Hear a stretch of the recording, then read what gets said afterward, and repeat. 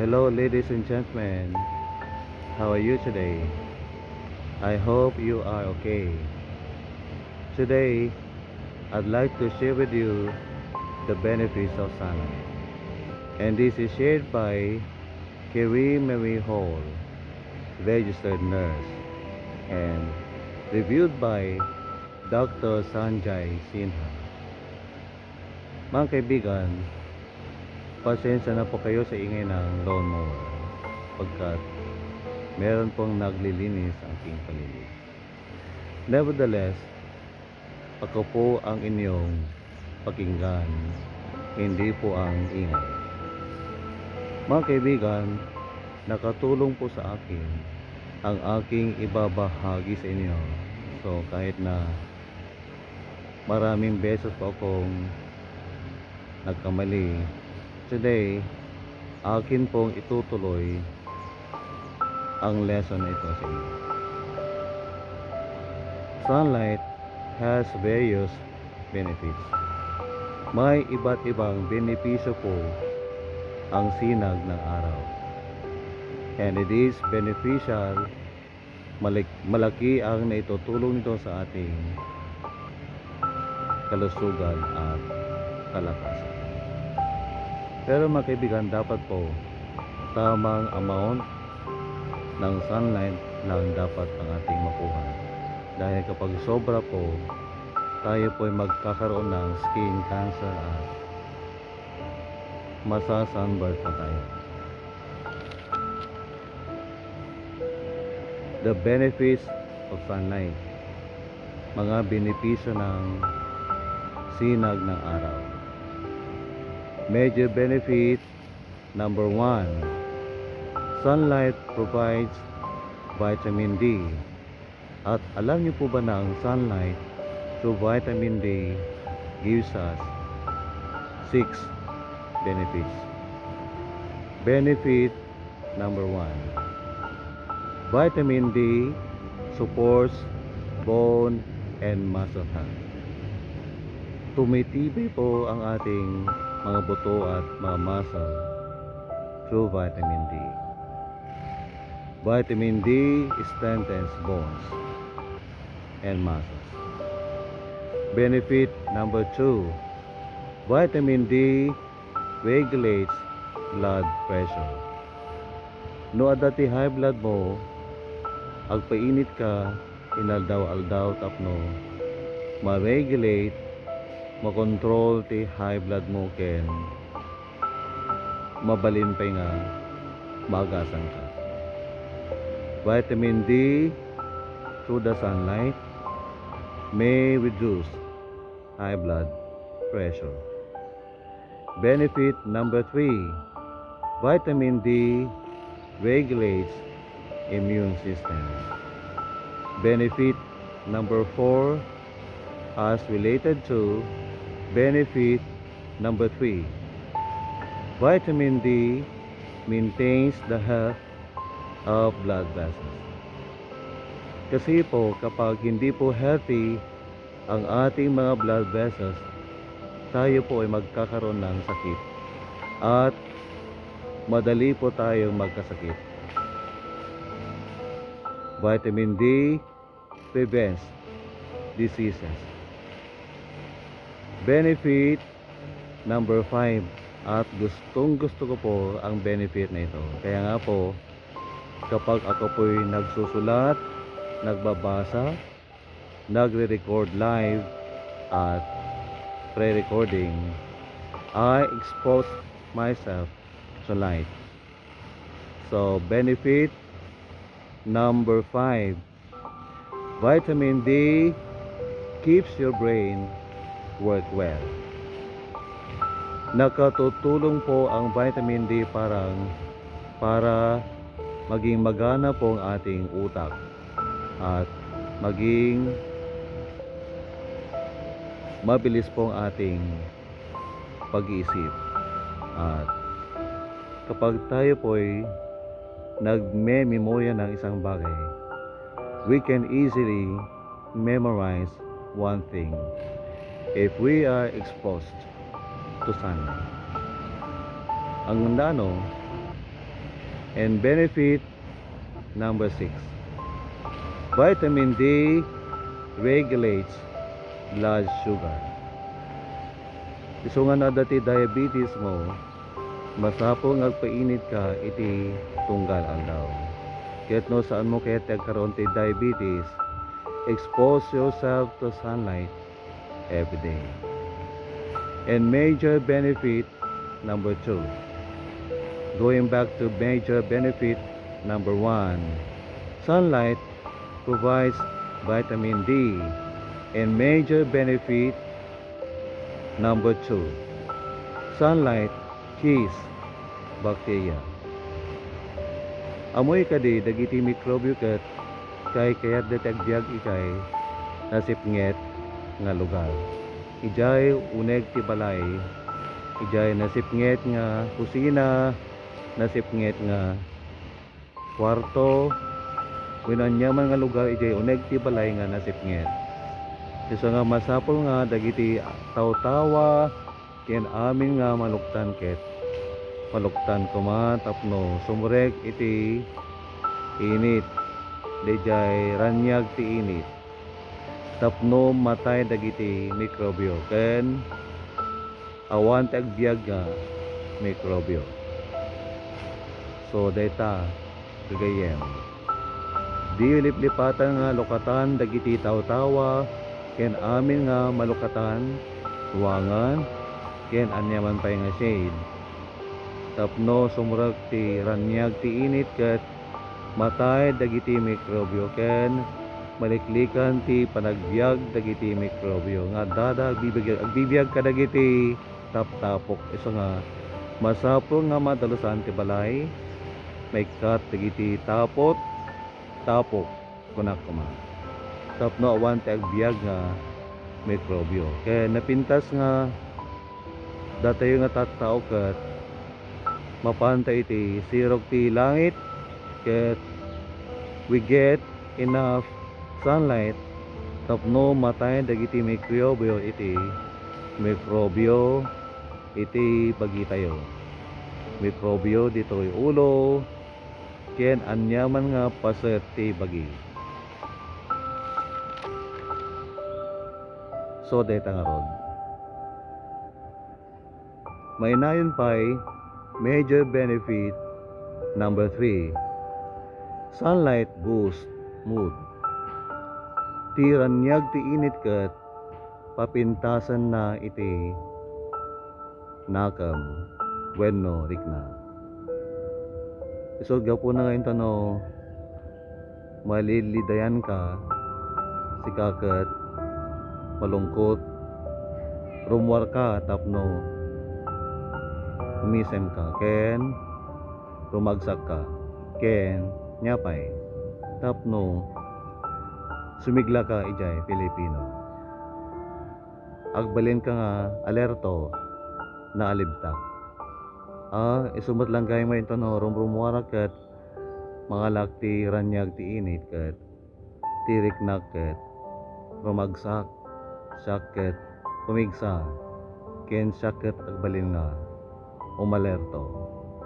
So nga kay ko iti rumwar ti agsaba manipod alas 8 aging gana alas 10 tapno agpainitak ket adda kamatiran nyag ti init nga maala ti bagi. So dayta habsan no napudaw ka kano ti minuto nga masapo mo nga mga latiran niyag ti init ket 10 to 15 minutes. Ngem no si kaket dark skin 25 aging ganay ti 40 minutes. So dayta ket amuyo ulitek. Spending more time in the sun may increase the risk of sunburn and skin cancer. In the Philippines, the best time to get sunlight is from 10 a.m. I repeat, is 8 a.m. through 10 a.m. Ngamin, no lumabasan ti alas 10, nasa ni eternity ranyag ti init. So nga, aging gana te lang iti alas 10, alas 8, aging gana iti alas 10. Major benefit number 4. Sunlight sustains life. Tiranyag ti init ket pagtali na ulitek. Pagtali na idan na iti biyag is sustains life. Pinanatili ng sunlight ang buhay. So nga dagiti mulmula tayo ket dumakkel da ken agbunga da no main initanda. Ket no dagiti mula tayo ijay garden ijay taltalon ket dumakkel da agbunga da at dati harvest tayo at dati maburas tayo nga kanan tayo ket no adda kanen tayo agbiag tayo. Saan lang data at dapat ilako tayo tapno at dati kwarta tayo nga paggatang tayo kadagiti taddo mga kasapulan tayo. Saan lang dagiti mulmula ulitek gayam mulmula dagiti kay kayo. No dagiti kay kayo ket dumakkel da at dati maalati nga kayo nga pagbalay tayo. Pagaramid ti furniture, lamisaan, tugaw, ken dadto mapay. Sunlight sustains life. And this is sure, mga kaibigan. Sunlight sustains life. So nga dagiti siday di bye-bye, pare pa iti anyaman pay nga danom nga ayanda, ijay karayan, ijay waig, ijay regasyon ket agbyag dagiti sidsida no mainitan na ken ore pa dagiti bisokol agbyag da no mainitan da. So nga dati alaan tay nga sidaan ket agbyag tayo ket aganak da agpaaduda no mainitan da no makaala dati enough sunlight dagiti sidsida fish. Uray mat dagiti amin nga klase ti ayo, kalding, baboy, ket dumakkel da, aganak da no, mainitan da. Ket dagiti baboy, aganak da ti adono, mainitan da. Uray no saan nga direct to the sun nga mainitan da, at least adda kamatiran niya ti init nga maalada. Dagiti kalding aganak da ti ado ket maduti taraken tay nga kalding, baboy, baka, ken anyaman pay nga klase ti ayop nga taraken tayo. Tapno aganak da umaduda ket adda ti sidaan tayo ken adda ti ilako tayo nga tarakeng tapno maaddan tayo ti kwarta ket adda ti usaren tayo paggatang tayo kadagiti na duma-duma nga kasapulan tayo kas kumay ti pag-eskwela dagiti anak kan kadi paggatang ti bado ken anyaman pay nga masapo tayo. So sunlight sustains life. As I continue, ag-iisem tayo man amin, tayo pong lahat ay umiti at magsabi ng salamat po Panginoon Diyos. Agyaban kami ken ka Apo Diyos, iti regalom nga ranyag ti init, iti inaldaw-aldaw, tapno agbiag kami. Salamat ken ka Ama. Narod, ani ti response tayo iti amay di langit may papanday toy may tultulong ti ranyag ti init kanya tayo. Anya nga ro ti pagsubalit tayo ken Apo Dios iti amoy di langit, iti daytoy ranyag ti init nga inyadal ko kada kayo. Daytoy ket palaeng THANK. Mano nga letra? THANK. Lima lang nga letra ti ibaga tayo kin Apo Dios. Nya dayjay. Thank. Nayunan tayo ti YOU. Thank you Lord. Kuna tayo lang ta. Ni Apo Dios ket nagimbag. Ti Ama tayo di langit ket nagimbag. Isuna ket nagimbag. Ang ating Ama sa langit ay mabuti. He is good.